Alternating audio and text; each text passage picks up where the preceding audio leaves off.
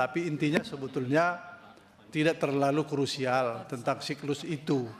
Tetapi ada di dalamnya hal-hal yang tidak tepat, karena yang ada di siklus itu kita ada di situ juga.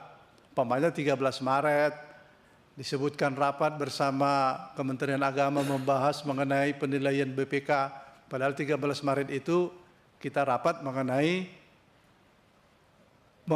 pemberitahuan perubahan kuota. Itu seperti itu. Nanti kita minta pendapat dari para anggota pansus. Khusus mengenai tugasnya saksi adalah bagian dari pelayanan haji khusus. Maka kita bisa mendalami tentang kuota haji khusus.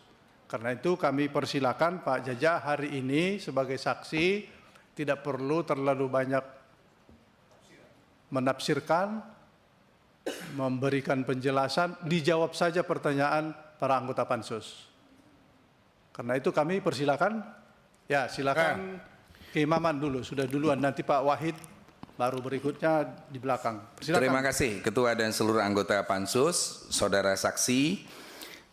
Yang pertama, apakah Direktur Bina Haji Khusus ini mempunyai kewenangan menentukan travel mana saja yang diberikan kuota? Nah, yang kedua, apa dasar pemberian kuota kepada para travel sehingga ada perbedaan antara satu travel dengan travel yang lain? Cukup, itu dulu dijawab. Satu lagi, supaya ini Pak.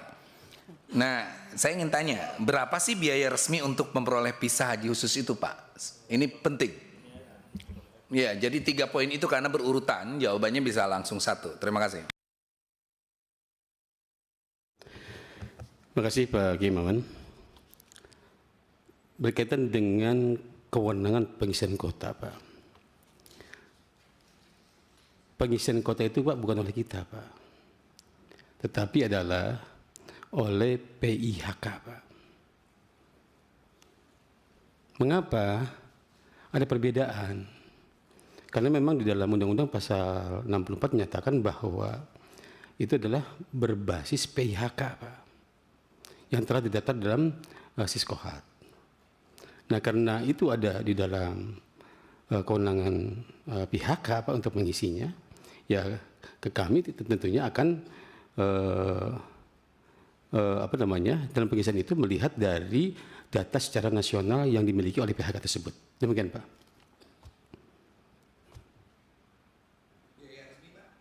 Untuk biaya resmi itu sekitar 350 SAR, Pak.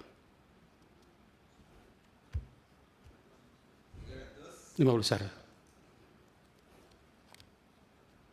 Nah, kalau Bapak tahu bahwa biaya seperti itu, Bapak tahu nggak sih siapa yang awal mengusulkan pembagian 50-50 untuk haji khusus itu?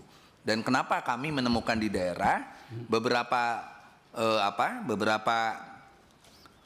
pengelola haji itu ternyata mendapatkan porsi yang berbeda, lalu dia ada juga yang bayar berbeda dan lain sebagainya. Bapak tahu nggak sih permainan itu? Yang pertama Pak, untuk harga paket ini kan Pak, pemerintah dalam undang-undang itu hanya menentukan batas minimal Pak. Itu setoran awal 4.000 US dollar dan pelunasan 4.000 US dollar. Adapun paketnya, itulah Pak yang disebut kekhususan, adalah kesepakatan antara jamaah dengan travel Pak.